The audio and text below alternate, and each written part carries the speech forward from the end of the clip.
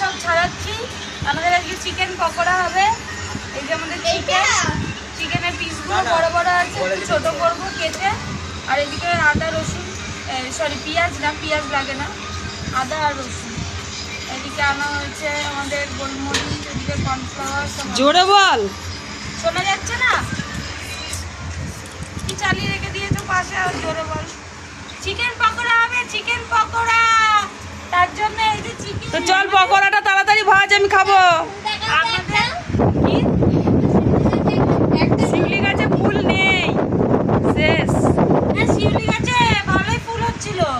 আমি আগের বার যখন এলাম এক সপ্তাহ 15 দিন আগে, তখন এ লুকিয়ে আছে, ক্যামেরার সামনে আসবে না। এই তো তুলে নিলাম, এই তো তুলে নিলাম অন্তরা।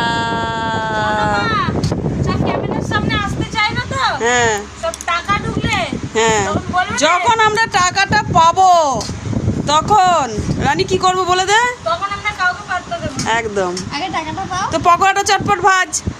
ওকে।